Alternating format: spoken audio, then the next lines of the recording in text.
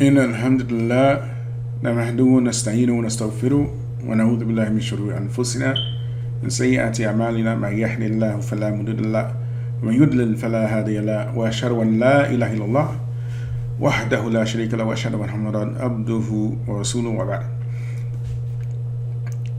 Yesterday I did a video, the South Africa Part 5 in my South Africa series, and this particular video got quite a bit of attention, particularly the last part. A brother suggested I divvy it up, and I did do that.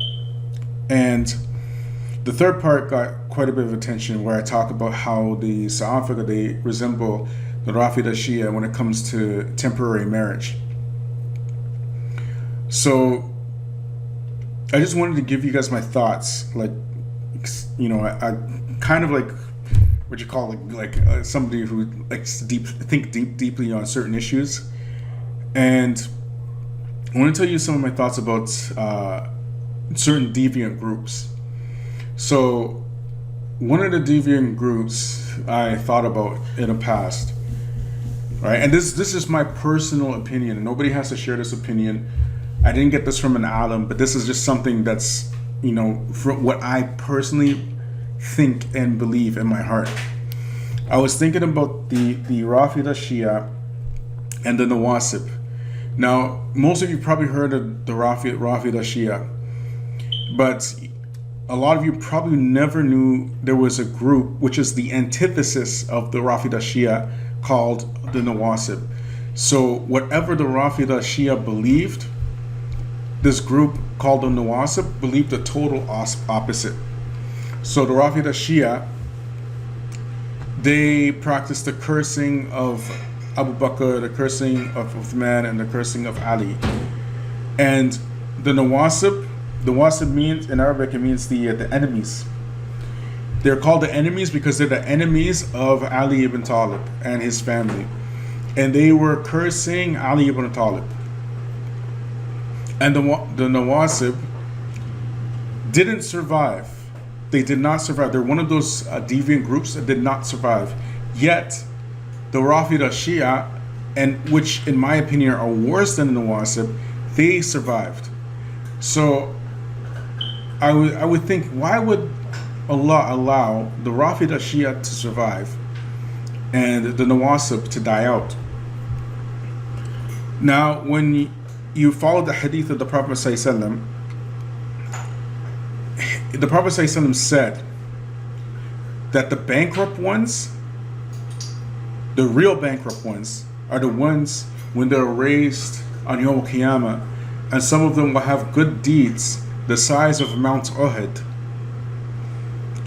And when it comes to the scales, they have to give this one their deeds and that one their deeds, and they have to basically give all their good deeds out because they talked about this one and they backbit this one and they slandered this one until they have no more good deeds. So when you look at the differences between the Nawasib and the Rafida Shia, the Nawasib, they generally accepted the Sunnah of the Prophet Muhammad sallallahu alaihi wasallam, and that accepting the Sunnah eventually caused them to die out.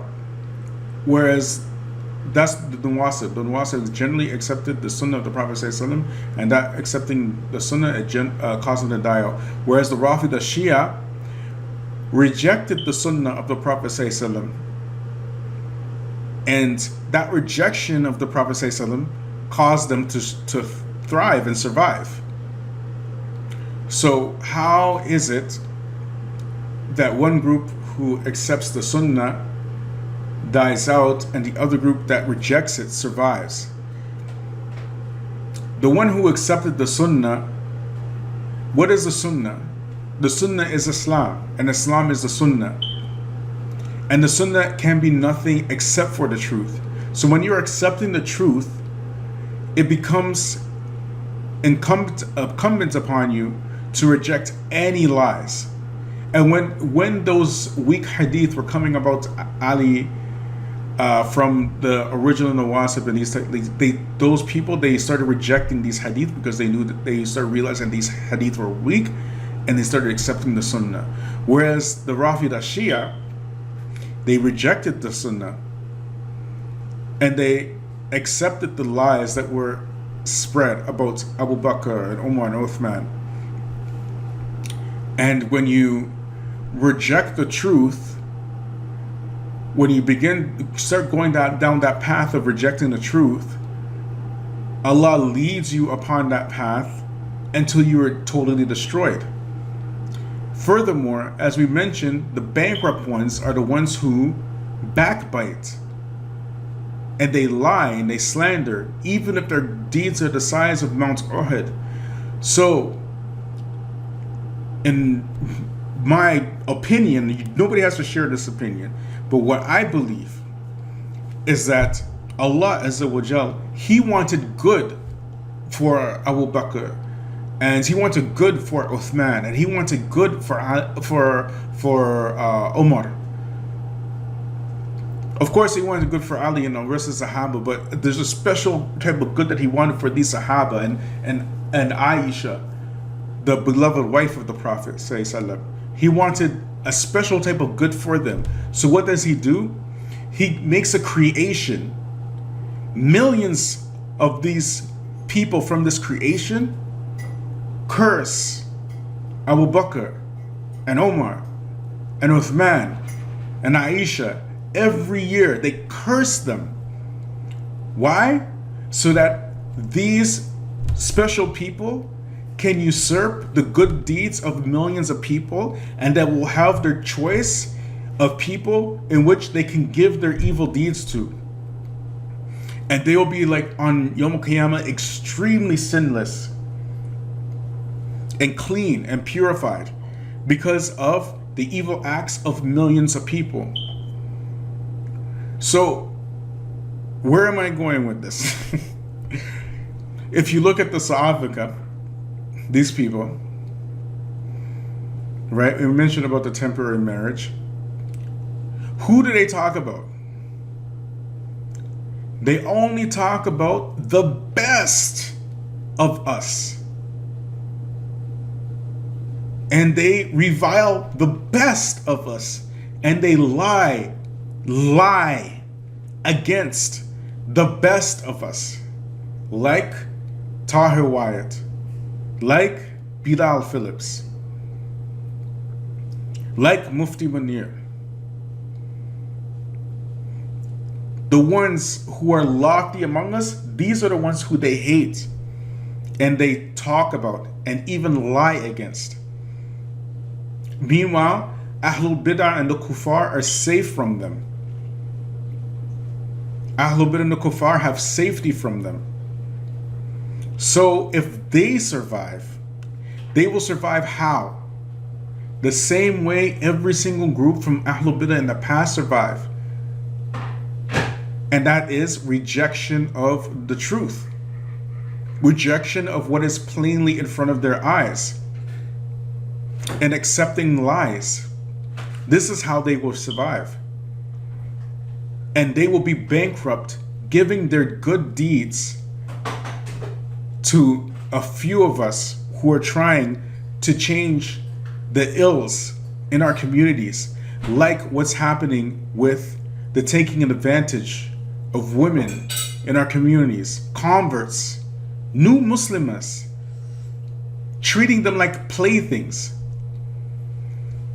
And it will be known that this is a part of their manhaj when they don't come to the truth. This is their way. Just like temporary marriage is the way of the Rafida Shia. And they will make, as they already have started, they will make strange fatwas to support their ways. And they've already started doing this. For the Muslim woman, I want you guys to think about something. If you meet another Muslim woman, and you know this woman is exactly like you are, exactly. Would you want that Muslim woman to marry your son? And for the Muslim men, same question. If you know a man was exactly like you, exactly, would you want that man to marry your daughter?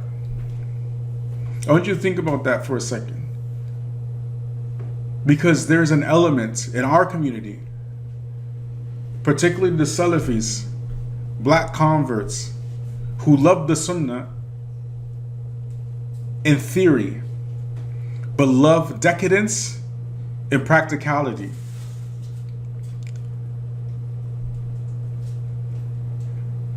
So, would you want your son to marry a woman whom you know a large portion of brothers have passed through her already and talk about her private parts and what she can do in the bedroom? Would you want your son to marry a woman like this? You sisters, would you want your son, a woman like this for your son? And you brothers, would you want for your daughters a man who you know will marry her on Friday and divorce her on Sunday? What's the difference between going to the club, meeting a woman, sleeping with her for the weekend, and going to the masjid, meeting a woman and sleeping with her for the weekend? What's the difference between this and that? The only difference is that there's no music involved. At least at the masjid. Doesn't mean no music involved in the house. These things, you older brothers, you older sisters, you know this is happening. You have to come forward. It's not going to stop unless you come forward. It just won't. And if it doesn't stop, then how will you ever achieve honor? We already don't have anything. As Salafis, as black people, as converts, we don't have anything. All the Quran schools that we go to the Quran schools of Ahlul Bidah to teach each other Quran. Why? Because we're out doing decadence and raunchy things. And we will never be successful doing this. You know, Tawheed is something that encompasses every aspect of your life. Tawheed is learned so you can worship Allah Azza wa Jal the way He deserves to be worshipped. So every aspect of your life becomes Tawheed. When you eat food now, it becomes Tawheed because you're saying Bismillah. When you go to work, it becomes Tawheed because you have a halal job working for the sake of Allah, trying to bring food home for your family. When you sleep with your wife, it becomes Tawheed because you're not outside making zina. But if you're learning Tawheed just to refute an Ash'ari, now your intention has changed. Your niyyah is not pure. Because you have now learned the book to put another person down. And that's not why Tawheed is learned. Tawheed is learned is to get closer to Allah Azza wa Jal. So these problems that we have, in reality, stem directly from our lack of Iman in Allah. Because if you have Iman, you won't do these things. And if you have Taqwa, you will not let it slide. Subhanakallahumma wa bihamdik wa ashhadu an la ilaha illa anta wa astaghfiruka wa atubu ilayk.